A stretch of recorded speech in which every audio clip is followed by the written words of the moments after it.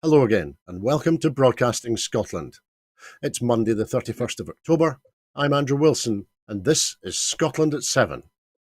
This evening, I have the latest daily update from Ukraine on day 250 of the illegal Russian war of aggression and imperial ambition. Then I will introduce our guest for this evening, and then together we will look at today's headlines from Scotland and around the world. Russia has launched a wave of cruise missiles at hydroelectric dams and other critical infrastructure across Ukraine this morning, with explosions reported near the capital, Kyiv, and in at least 10 other cities and regions. The cruise missiles were fired from Russian Tu-90 and T-60 aircraft flying north of the Caspian Sea and the Rostov region. They hit targets in Kyiv, Zaporizhia, and the Kharkiv oblasts, as well as in the areas of Mykolaiv, Lviv, Zhytomyr, Kirovohrad and Chernivtsi. The governor of Kyiv, Oleksiy Kuleba, said massive shelling in the region had damaged electricity and energy infrastructure. He said residents should expect emergency power cuts. He added, "There is currently one victim. We are clarifying the information." Fragments from a Russian rocket shot down by Ukrainian air defense landed in Naslavsia in Moldova, damaging some houses and buildings, according to Moldova's Interior Ministry. Russia's Defense Ministry has announced that the partial mobilization, which had been used to send reinforcements into Ukraine as part of what Russia terms its special military operation, has ended. 12 grain export ships have left from Ukraine today, despite Russia pulling out of the Turkey UN-brokered grain deal, according to Ukraine's Minister of Infrastructure, Alexander Kubrakov. France is working towards allowing Ukraine to export food supplies via land routes rather than by the Black Sea, through Poland and Romania, the French farming minister, Marc Fesneau, said today. Norway's military will be put on a higher level of alert to sharpen its response to the war in Ukraine, Norway's Prime Minister Jonas Gahr Støre has announced. The Ukrainian President Volodymyr Zelensky claimed his forces repelled a fierce offensive by Russian troops in the eastern Donetsk region. The fiercest fighting in Donetsk has been around the towns of Bakhmut and Avdiivka. Russia's Black Sea flagship vessel, the Admiral Makarov, was damaged and possibly disabled by an audacious Ukraine drone attack over the weekend at the Crimean port of Sevastopol, according to an examination of video footage. Open-source investigators said that the frigate was one of 3 Russian ships to have been hit on Saturday. The UN Secretary-General Antonio Guterres said he was deeply concerned by Russia's suspension of the grain export deal and delayed his departure to attend the Arab League summit in Algiers for one day to try to revive it. And Kyiv's infrastructure ministry said on Sunday that 218 vessels were now effectively blocked in its ports, 22 loaded and stuck, 95 loaded and departed from ports, and 101 awaiting inspections. Now, we are lucky enough to be joined by a regular contributor this evening. Linda Fabiani served as a member of our Scottish Parliament from 1999 until she retired at the Scottish election last year. When she retired, she was the Deputy Presiding Officer of our Parliament. Linda, good evening. How are you keeping? Hello. I'm grand, thank you very much, Andrew. Good. Well, it's great to see you this evening. Thank you for joining us on Broadcasting Scotland. Our first item this evening is that Suella Braverman has admitted using her personal email for official business 6 times, so she could read the documents while taking work video calls. The UK's Home Secretary was reappointed to the position 11 days ago by Rishi Sunak after quitting under Liz Truss because she had breached security rules.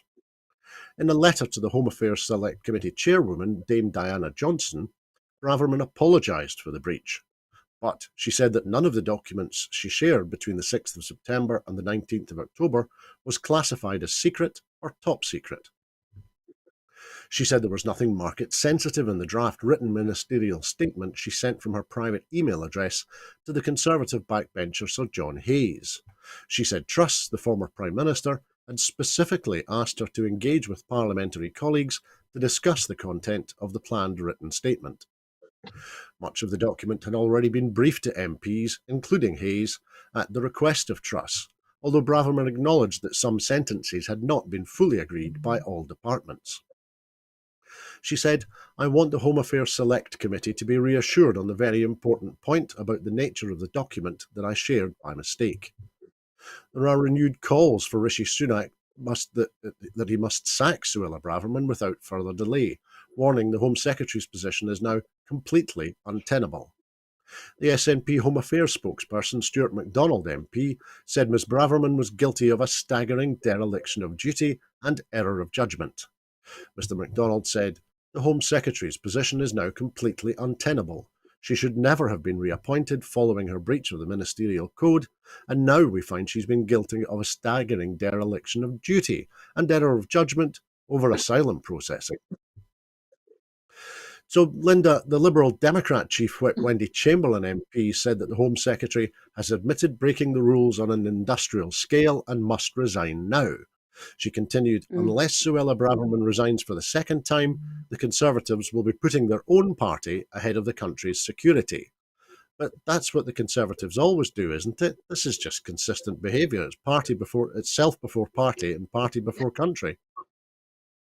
Absolutely. I mean, it's not that long ago, I would say pre-Boris Johnson, that we would all have been absolutely stunned and outraged at some of the things we're hearing.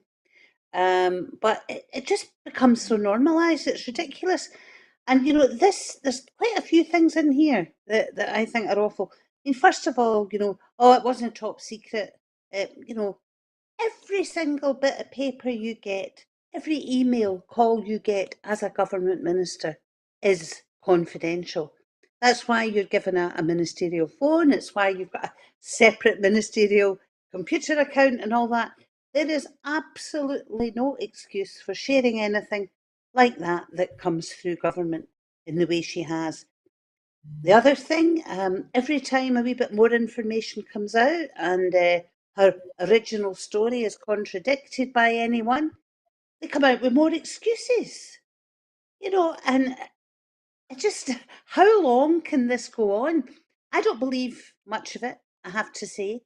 It sounds to me just like floundering about, looking for excuses and hanging on by your nails to a job. The other thing that's really annoying me is this talk from some of her colleagues. I think Michael Gove in particular at the weekend. Well, she's apologised, so it should all be okay. Seriously? Seriously? How many people in jobs can make a major error and then the boss turns around and says, "I should apologise, it's fine, no problem"? Absolutely ridiculous.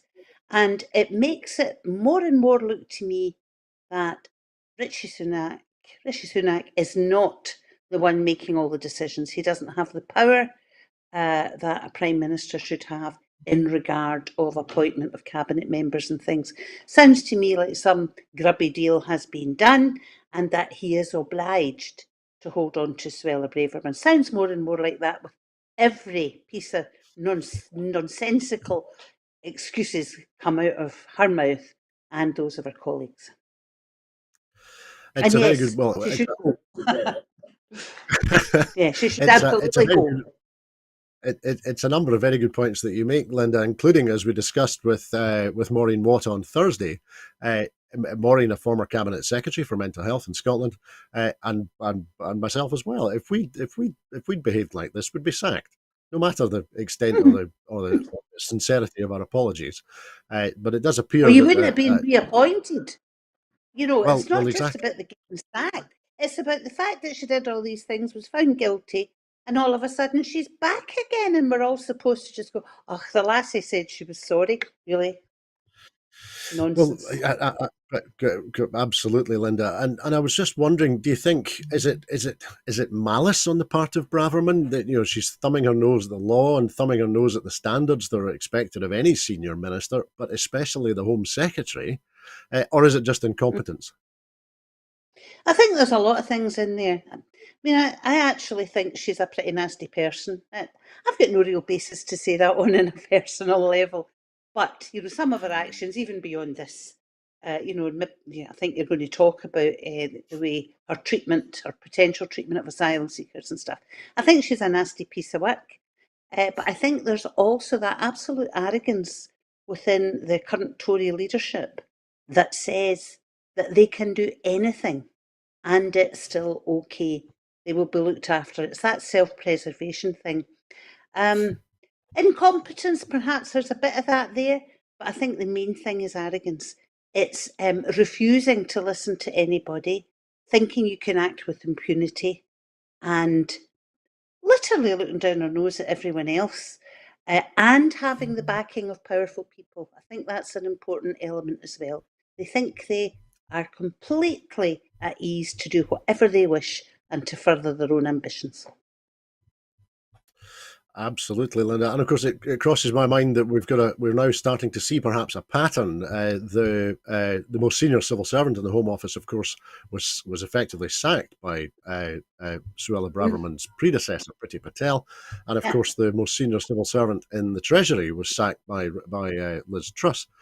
So it does sound a little bit like we're there is potentially a shortage of sufficiently senior people who can give very direct advice, which Mhm, very ministers who have not been in office for very long would do well to listen to.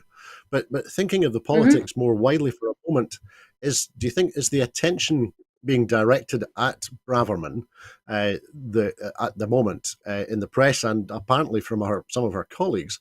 Is the attention being directed at her? Is that evidence that there is still open warfare between the tribes which comprise the Tories in the 21st century?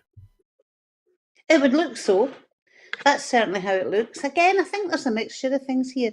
I think in the upper echelons of the party, there's certainly a warfare going on and a jockeying for position.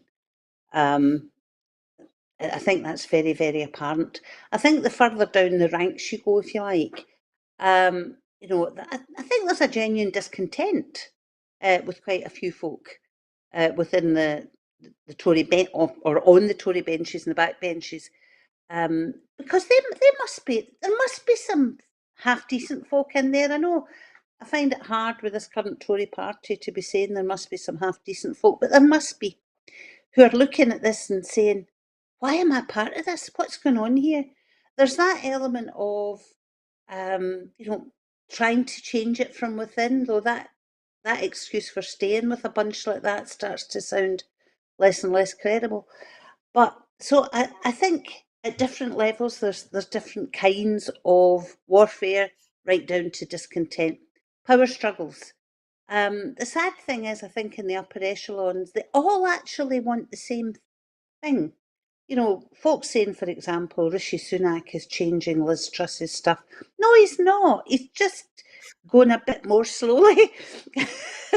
But it's to the Absolutely. same end. He's humouring us all along the way. So at Yes. the end of the day, it's about power, but they all want the same thing, which is looking after their own. I hold out hope that some of the backbenchers and some of the people in the Tory party more widely uh, will get to the point where they say enough's enough and seriously rebel because it's long overdue.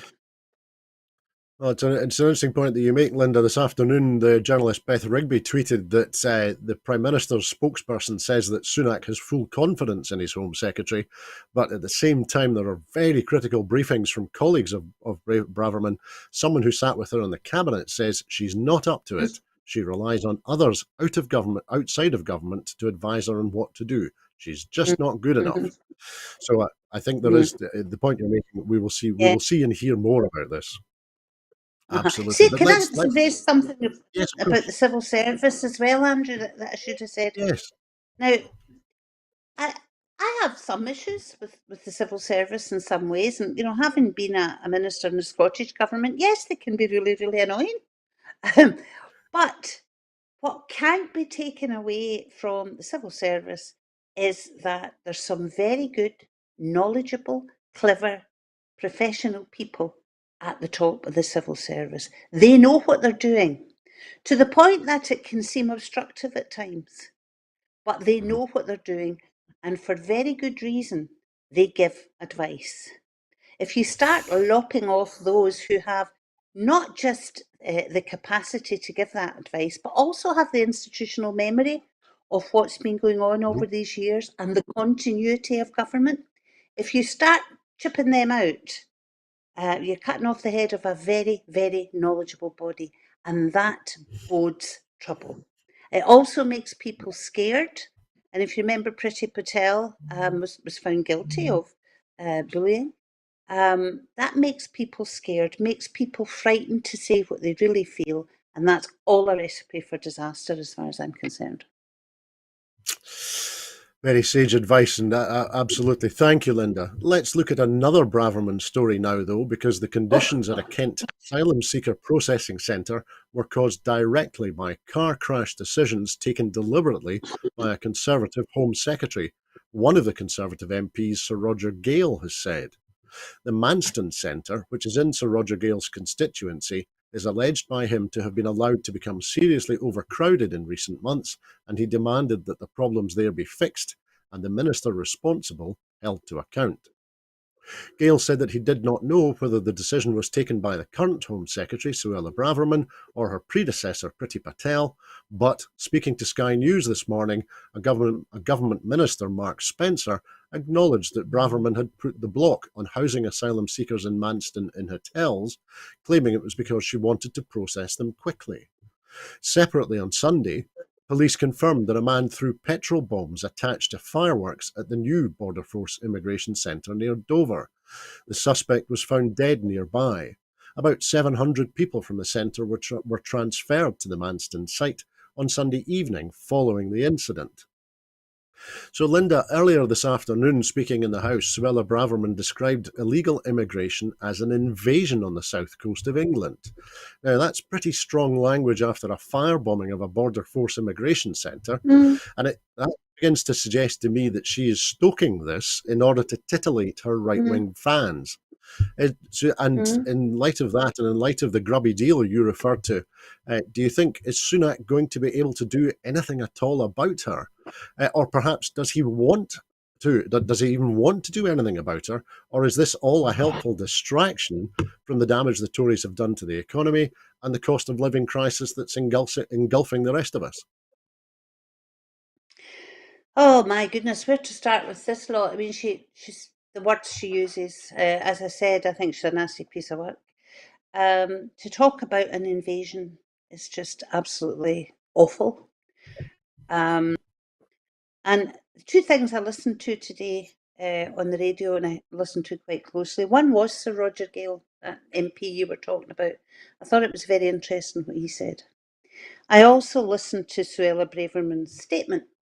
I wasn't able to listen to the questions and responses, but I heard the statement, and what struck me was that there was no real line similarity between anything that Sir Roger Gale said and anything that Suella Braverman said.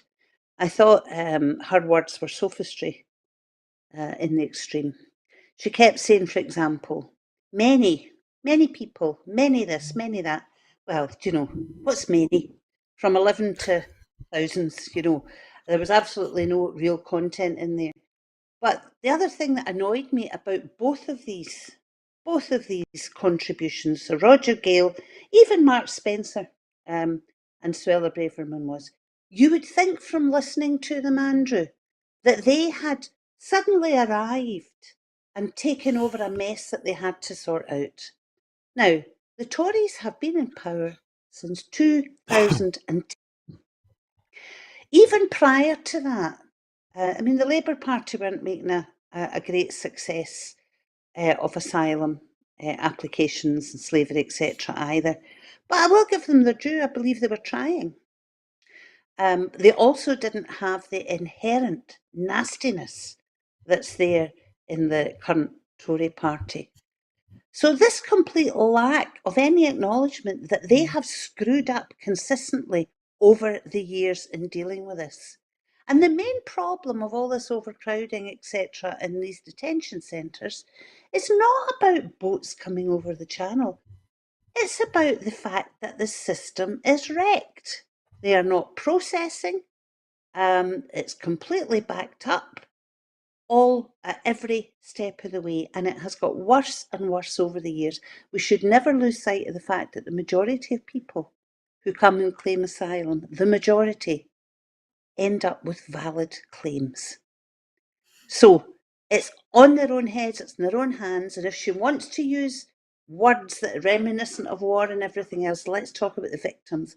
And the victims are these people whose futures she just so carelessly tosses out there, and leaves to the mercy of many other things. Well, that's also a very good point you make, Linda. Over the weekend, 100 charities wrote to Suella Braverman, and amongst other Mhm, things, they said that you must be aware that the top nationalities of people making dangerous journeys include Afghanistan, Eritrea, and Syria, and that at least mhm, 97% of asylum claims mhm, made by people from these countries are successful. Now, the mhm. Manston facility was as you say, was overwhelmed on Sunday night with a reported 4,000 people being housed there. It was initially intended to contain 1,600 people who are supposed to be moved on and processed within 24 hours. On conditions at the site, the Refugee Council has said that one boy has contracted scabies, having been staying at the Manston facility for 19 days in what they describe as inhumane conditions. And the Home Office has now confirmed an outbreak of diphtheria, which is a contagious bacterial infection that can prove fatal if it goes untreated. So, is the Home Secretary playing with the lives of asylum seekers, and why would she do that?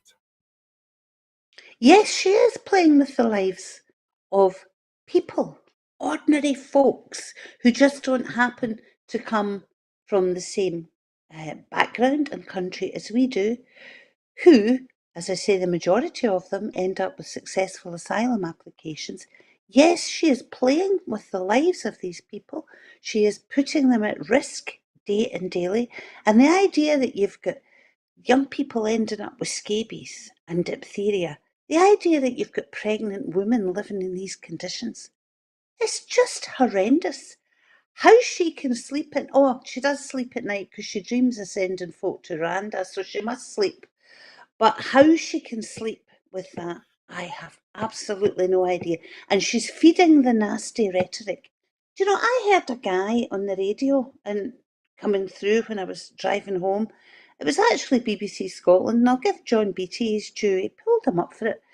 This guy actually said that it was the charities that was encouraging people to come. It's just awful. And she and her cronies allow that kind of rhetoric to run free, whether it be Yeah. by commentators, whether it be by right wing newspapers, or indeed ordinary punters. It's absolutely awful. I never thought anybody could be worse than Priti Patel, but we've got one. She's worse. I think I can only agree with you, Linda. And I didn't see it this afternoon, but I'm being told that the BBC were platforming Nigel Farage this afternoon to comment on the situation That's at the immigration centres. Yeah, I turned it off. I was listening to it. There was a very good report. I've spent most of my day in my car. That's when I listen to the radio. I was driving and it was Radio 4, and I was listening to it because it was a very, very good and informative piece about detention centres, about asylum in general. They had on some academics and some very experienced people in the field. Fascinating discussion. And the next thing, they brought on Nigel Farage, and I just thought, no, I can't stand this, and I turned it off. Why that man is platformed by the BBC, I, I have no idea. I think it's absolutely appalling. There is no reason. Formally, he represents nobody in this country at all. Why have they got him on? Yeah, exactly. Inexplicable is the nicest way I can describe it. Yes. But Yeah. Linda, let's move on to our next item now, because Rishi Sunak could backtrack on his decision not to attend the COP27 UN climate summit after the snub upset many developing countries, and critics said risked harming the UK standing on the world stage. Mark Spencer, an Environment Minister, told broadcasters he would like to see the Prime Minister attend the talks after all, if he's got time, and said the government was taking the climate crisis seriously. I think the Prime Minister has a huge inbox. He's come into office, he's got an inbox which is full to the brim. Excuse me.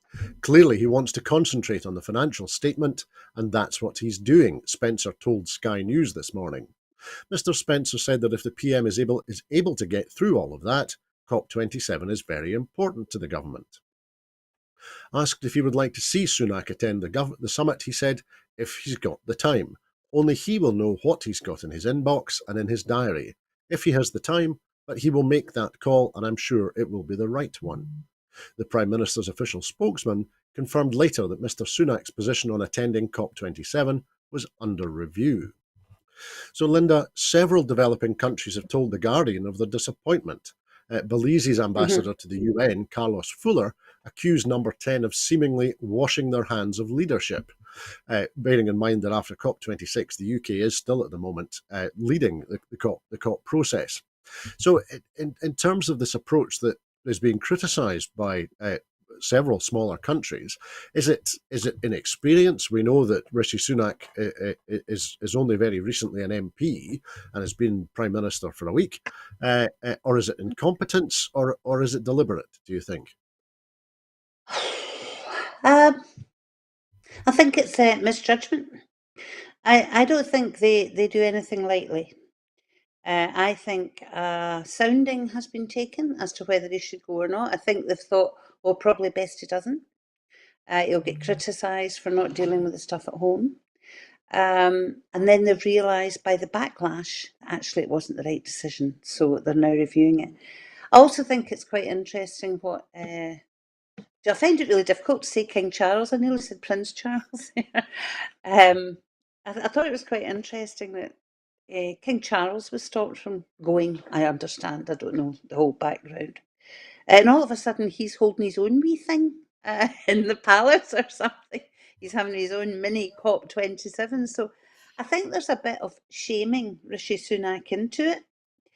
And, the reality is that this is such a major issue and does affect everything that's going to happen in the future in the UK under Rishi Sunak's watch as well. So I think it was a bad decision in the first place, perhaps taking the wrong advice. I've started to realise that, yet another change of mind, flip-flop from that government. They need to be more careful who they're listening to. And I think maybe that also comes back to the fact that they're putting far too much reliance on their pals, whether within their offices as special advisors or out with their offices as, let's not go into who their pals are. I think we've all got our own suspicions. And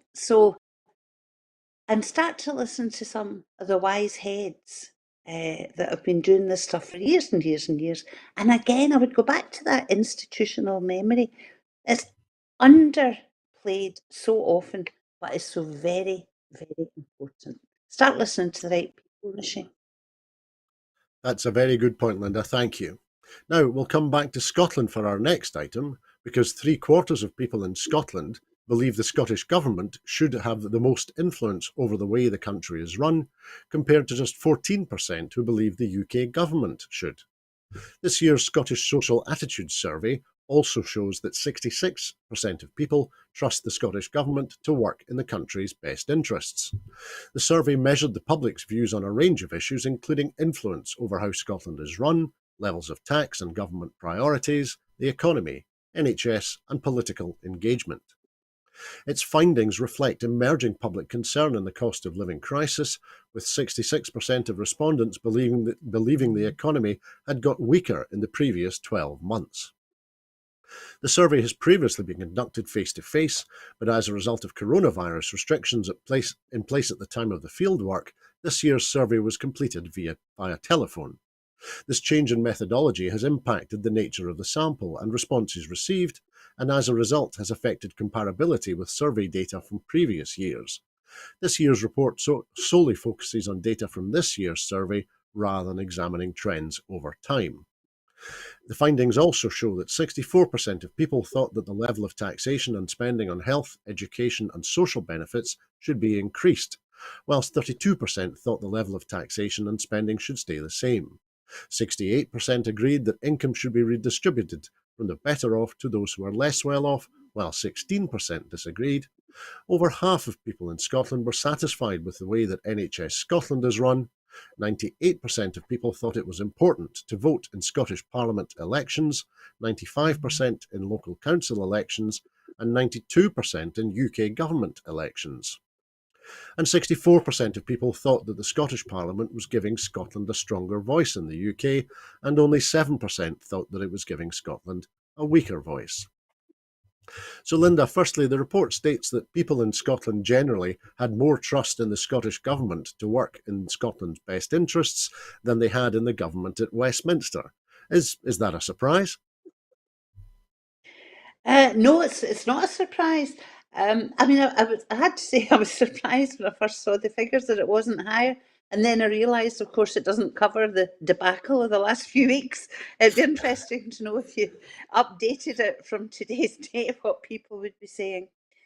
No, I mean, I think generally,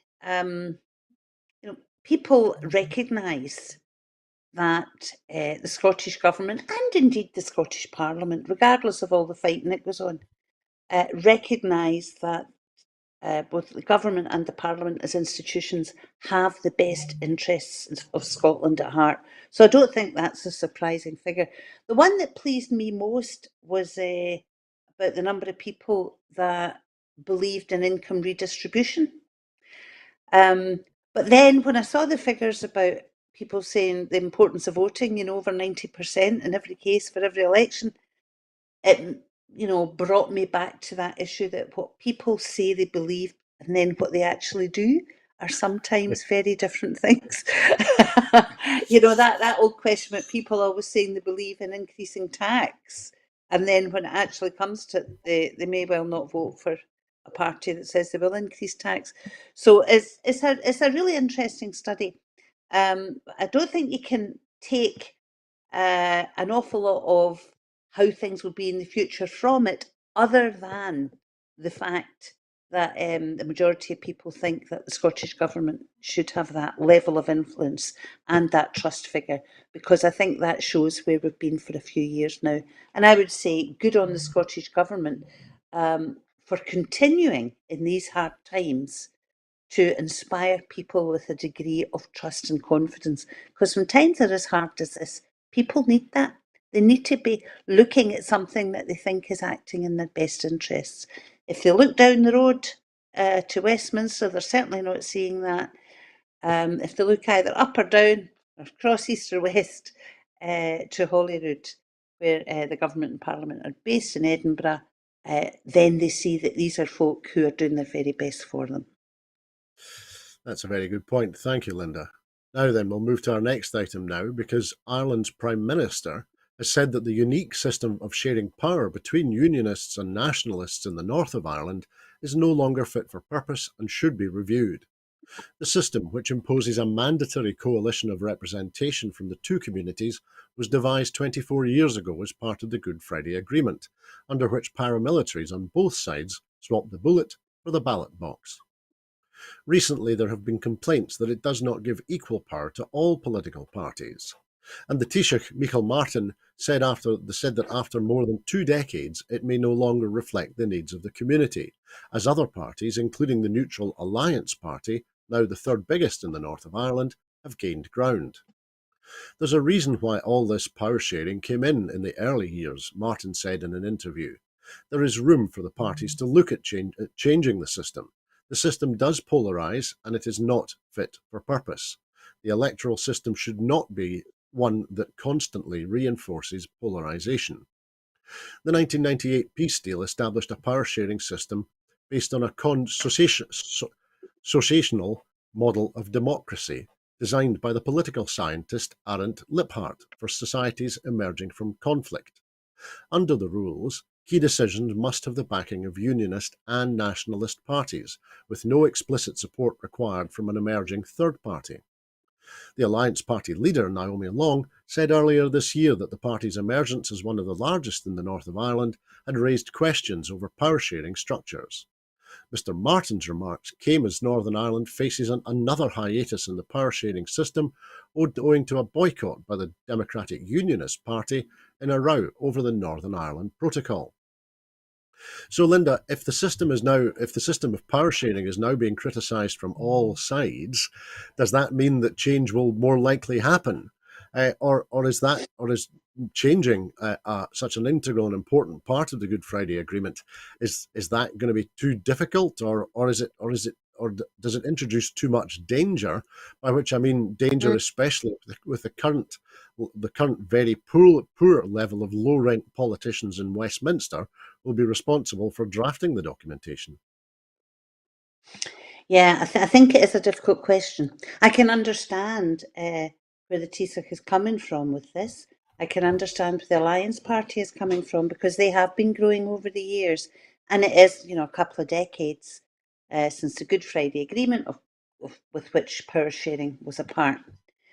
But let's look at where we're at. We have an assembly that hasn't met for, oh gosh, however long it is now. The people who are really suffering from this are the people of the Northern Ireland. It's a ridiculous situation that's going on. Add to that the stuff about the Northern Ireland Protocol, and there is a view that the Westminster government actually don't really want elections to the Assembly just now till that's sorted out. So all that's going on. So there's an awful lot that has to be addressed. People need to be represented properly, and they're not being represented properly. It's rumbling along. So when you look at, Mr. Martin's comments, when you look at the comments previously of the Alliance Party leader, yes, there is some reasoning behind saying we need to look at power sharing again, because if Parliament should be representative of people, and if decisions should be representative of people, there is no reason why the Alliance Party in its growing form should not have, some degree of power sharing in that. However, what I would be very worried about would be if this was used, Andrew, as an excuse to entirely reopen the Good Friday Agreement. I think great care has to be taken. So, if we are talking about all sides being willing to discuss the aspect of power sharing, I think, yeah, that's a discussion worth having. But if this whole discussion is used as a reason to open up the Good Friday Agreement and have years of blooming debate about where that goes, then I think that could be counterproductive. So we have two bodies which go on at government levels. It's the British Irish Council. At parliamentary levels, it's the British Irish Parliamentary Association. So I'm going to speak to Ross Greer about this, actually, Ross Greer MSP, because he and I were on BIPA, we called it, the British Irish Parliamentary Assembly. Extremely interesting. And I would like an update from Ross where this is at. But I think this may well be something which could be discussed at parliamentary level before it goes to governments and all that fighting starts intergovernmental. So, yeah, I think there's a lot in this. I can see the reasoning, but great care has to be taken. Thanks, Linda. Now, we'll move to South America now, because Brazil's former leftist president, Luis Inácio Lula da Silva, has sealed an astonishing political comeback, beating the far-right incumbent Jair Bolsonaro in one of the most significant and bruising elections in the country's history. Mr. da Silva, a former factory worker who became Brazil's first working-class president exactly 20 years ago, secured 50.9% of the vote. Bolsonaro, a firebrand who was elected in 2018, received 49.11%. Addressing journalists in a hotel in Sao Paulo, Lula vowed to reunify his country after a toxic race for power which has profoundly divided one of the world's largest democracies. "We are going to live new times of peace, love, and hope," said the 77-year-old, who was prevented from contesting the 2018 election that saw Bolsonaro claim power after being jailed on corruption charges, which were later annulled. "I will govern for 215 million Brazilians, and not just for those who voted for me. There are not two Brazils. We are one country, one people, a great nation," he said to applause. "It is in nobody's interests to live in a country that is divided and in a constant state of war." A few streets away on Paulista Avenue, one of the city's main arteries, ecstatic Lula supporters gathered to celebrate his victory and the downfall of a radical right-wing president whose presidency produced an environmental tragedy and saw some 700,000 Brazilians die of COVID. Ecstatic and tearful supporters of Lula, who secured more than 59 million votes to Bolsonaro's 57 million, hugged and threw cans of beer in the air. Argentina's president, Alberto Fernandez, celebrated a new era in Latin American history, an era of hope and of a future that starts right now, he said. Mexico's president, Andres Manuel Lopez Obrador, commemorated what he called a victory for equality and humanism. President Joe Biden issued a statement congratulating Lula on his election following free, fair, and credible elections. The speed of the international reaction reflected widespread fears that Bolsonaro, a former army captain who has spent years attacking Brazil's democratic institutions, might refuse to accept defeat. In the lead up to the election, he indicated he would contest a result if he considered abnormal. He is yet to concede to his rival. So, Linda, at Lula's celebrations, he vowed to wage war on hunger, racism, and to combat environmental destruction, which has soared under Bolsonaro.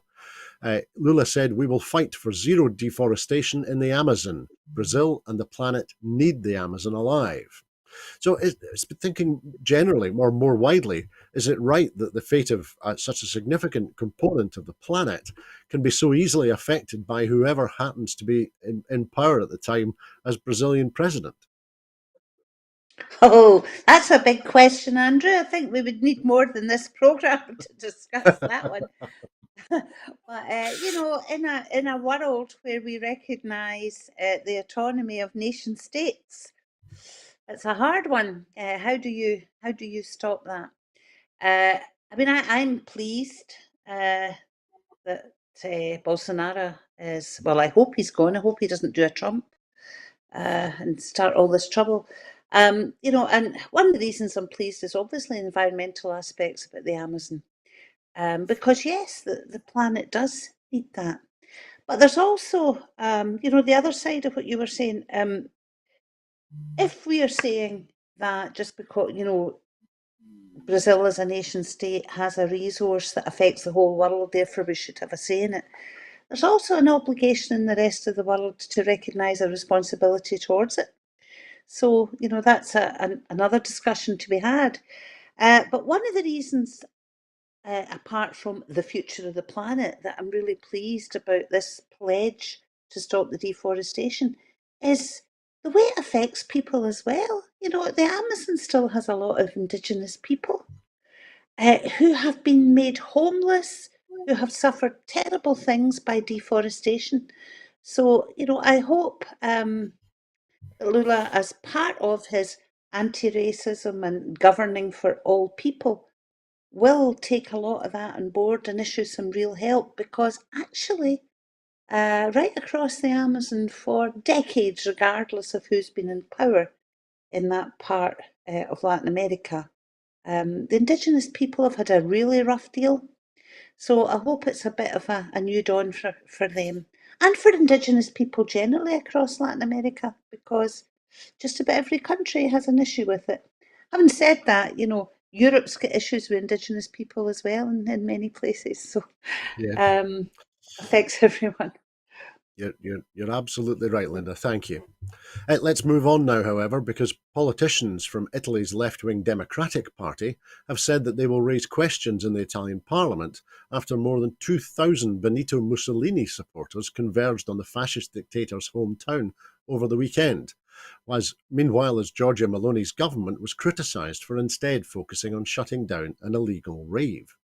Fascist supporters from across Italy performed the stiff-armed salute while expressing support for Meloni, whose party, Brothers of Italy, has neo-fascist roots, as they gathered in Predappio, the Emilia-Romagna town where Mussolini was born and is buried. And they were marking the 100th anniversary of Mussolini's March on Rome, the event that initiated Italy's fascist era. Events in the town organised by Mussolini's descendants and the neo-fascist group Arditi d'Italia got underway on Friday, the anniversary of when Mussolini and his armed forces began their march from Milan to Rome before seizing power 2 days later, and ended on Sunday with a march to the Mussolini family crypt in the San Cassiano cemetery.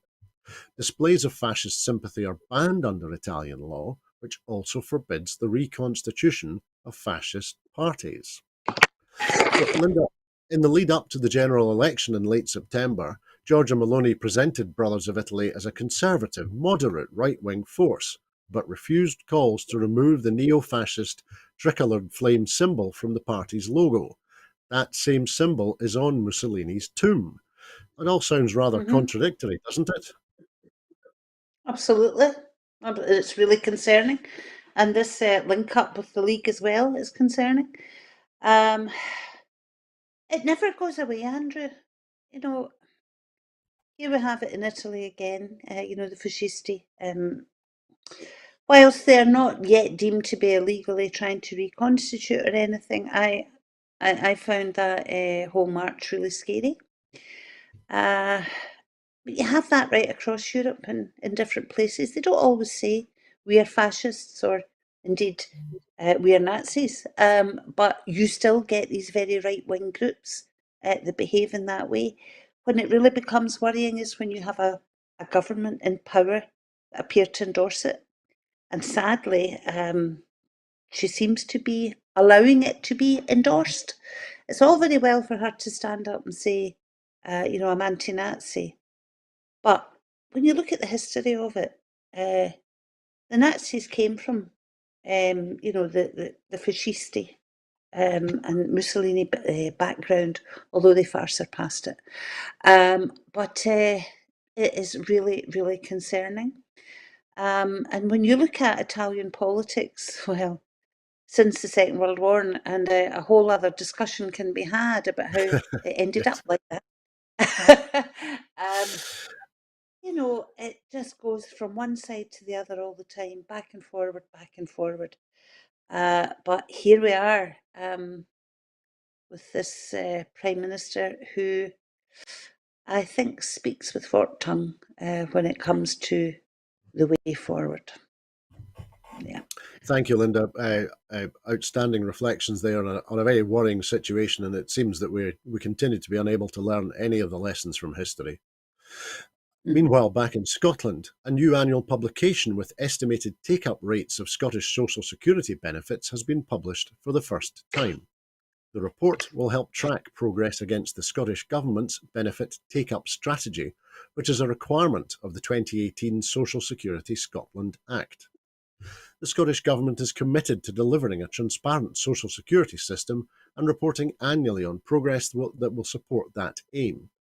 This first publication covers estimates from the introduction of the benefits up to the end of March in the 2021-22 financial year, and will sit alongside existing performance reporting on Social Security Scotland. The Minister for Social Security, Ben McPherson MSP, said, "We are committed to making sure everyone gets the financial support they are entitled to, and our benefit take-up strategy outlines how we are doing this.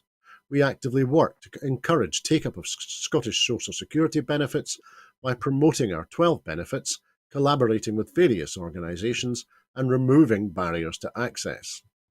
This new publication of estimated take-up rates provides us with valuable insights and will help us to identify where we can do more. Our commitment to continuous improvement ensures we are making progress in breaking down the barriers to access and in reducing stigma that may previously have led people not accessing the benefits they are entitled to. So, Linda, a key principle that's enshrined in the Social Security Scotland Act is that social security is an investment in the people of Scotland. That sounds Mhm. like a very different approach to the approach that we see from Westminster at the moment. Oh my goodness, a couple of things about that, and a couple of anecdotal things, if you don't mind, Andrew. First of all, Of course, uh, of course. just recently, I was speaking to some folk who had gone from working with the DWP to Social Security Scotland, and they were saying how hard they were working, pretty knackered, but also saying that the whole atmosphere is different. and that they're being actively encouraged to help people. And that is so very important because one of the big issues over many years now has been lack of take up. And the other anecdote I'll tell you, and I know it to be true, is that there was a culture within DWP and what it was previously before that workers were not supposed to be telling people what they were entitled to. That wasn't their job. And that's why you had such a rise in welfare rights officers, for example, in a lot of our, in fact, all of our local authorities, and indeed in most of the stuff that Citizens Advice were doing for many, many years was about benefits take up. It's now debt that's forming the bulk of their work. But so this is a whole new way of looking at things. And it is an investment in people's future. So I'm really pleased they're doing that. I'm also really pleased about the transparency aspect, that's going to be monitored. But what's interesting is the other side of that transparency is that you will find the opposition will grab on every available opportunity to say, oh, you're not meeting that target, you're not doing this, and hammering folk, forgetting completely that there was no transparency before, so comparisons can't actually be made. So good on them for doing this, good on Ben for putting this forward. And I'm just really pleased that we're treating people with a bit of dignity and respect instead of stigmatising them as being scroungers. And the sooner we get more of the benefits over and able to make all the decisions about that stuff, and indeed linking it up with tax, and indeed being independent and making all our own decisions, the better it will be, as far as I'm concerned. Thanks, Linda. Now, you mentioned their dignity and respect, and I think dignity and respect are part of the final item this evening, because young people from some of the countries already facing the worst impacts of climate change are being given the opportunity to attend COP27 in Egypt as part of the Scottish Government's work to widen access to the climate negotiations. The Climate Youth Negotiator programme will support 35 young people from countries including the Solomon Islands, Liberia, and Bhutan to attend the UN climate negotiations, which will take place between the 6th and the 18th of November. The initiative is being delivered in partnership with the Future Leaders Network, with financial backing from the Scottish Government. The programme will fund their participation and training with the aim of giving young people a voice in the talks and developing their negotiation and leadership skills. The Scottish Government is also providing funding to help women from the Global South participate. The Women's Delegate Fund, delivered in partnership with the Women's Environment Development Organisation, will support 4 women from Bhutan, Cambodia, Lao People's Democratic Republic, and Timor-Leste to take part in the discussions at COP27. The Scottish Government will be hosting an event at COP27 with attendees from the Climate Youth Negotiator programme and the Women's Delegate Fund. Our Environment Minister, Vary McCallan, said, at COP26 in Glasgow, one of our biggest achievements was raising awareness that the people least responsible for global warming are often the ones suffering its worst consequences. Young people in the Global South are all too aware of this injustice. They have not caused this crisis, but their lives are already being impacted by its consequences. That is why it's so important that their voices are heard at COP27, and I am proud that Scotland is able to help make that happen. So, Linda, should more wealthy countries be required to provide this type of assistance to people and countries in the Global South to participate and to have their voices heard in the climate negotiations? Yes, I would say so, because, if there's one thing that makes our world very small, it is the threat to the planet. Um, and everybody has to be aware of it and everybody has to take their part. But some people are more unfairly discriminated against than others, and that generally is those in the Global South. So, yes, we should be encouraging this at every turn. I'm really proud's not a word that I throw about easily, but I'm really proud that the Scottish Government have taken this stance and contributed to the Women's Programme and the Young Persons Programme. Uh, I'm really delighted, and this is on a very personal level, that Timor-Leste is getting involved in this. It's a country that I have some links with, very small country, and they've got issues because they've got this oil now that they had to fight the rest of the world for, basically. Um, and the minute they get this oil, all of a sudden they're told you shouldn't be doing oil anymore. You've got to do this global stuff. So I'm glad they're being supported into what I hope will be a just transition for themselves. We talk about a just transition in Scotland. We need just transitions in other places in the world too. We need climate justice for people across the world. So yeah, I think it's really, really good that the Scottish Government are doing this, and I'm pretty sure that the Parliament generally will support that. But what we should never forget is that when the Scottish Government do these things through international development funding and everything else, that's in addition to what Scotland already contributes through Westminster funding. So it's a real piece of humanity that's going on here, and a real caring for the planet and for those who inhabit it, no matter where on that planet they happen to bide. So, yes, it's a good thing. That's a great way of describing it. Thank you, Linda. But I'm afraid that that's all that we have time for this evening. In making these programmes, Broadcasting Scotland relies on the support of viewers and others who value our distinctive approach to news, current affairs and culture. Please help us to continue to make these programmes, to develop the station, and to make new programmes for you. To everyone who has donated and to everyone who has signed up to make a regular monthly payment, thank you very much. Our programmes will always be free to view. However, if you can afford £5 per month, please consider becoming a Broadcasting Scotland supporter. We have set ourselves a target of adding 10,000 new subscribers that would enable us to employ staff to make more programmes. There are other ways in which you can contribute to our work. If you'd like to volunteer to work with Broadcasting Scotland, then please visit our website at www.broadcastingscotland.scot and send us a message there. You can find us on Twitter at BroadcastScot. Please like and retweet us there. And you can find us on Facebook by searching for Broadcasting Scotland. When you're watching us on YouTube, it would be great if you would like and subscribe to Broadcasting Scotland on that platform. Meantime, we will be here again tomorrow with the next edition of Scotland at 7, so please come back and enjoy our programme tomorrow. I'd like to thank everyone who's been watching this evening, and of course I'd like to give very special thanks to our very special guest, Linda Fabiani. Thanks, Linda. On this day in 1860, we saw the death of Thomas Cochrane, the 10th Earl of Dundonald. Born near Hamilton, he achieved fame as one of the most daring and successful naval captains of the Napoleonic Wars, leading Napoleon to nickname him the Loup de Mer, the Sea Wolf. And he later led the navies of Chile, Brazil, and Greece in their independence struggles. His life and considerable exploits inspired the naval fiction of the 19th and 20th century novelists, particularly the fictional characters C.S. Forrester's Horatio Hornblower and Patrick O'Brien's Jack Aubrey.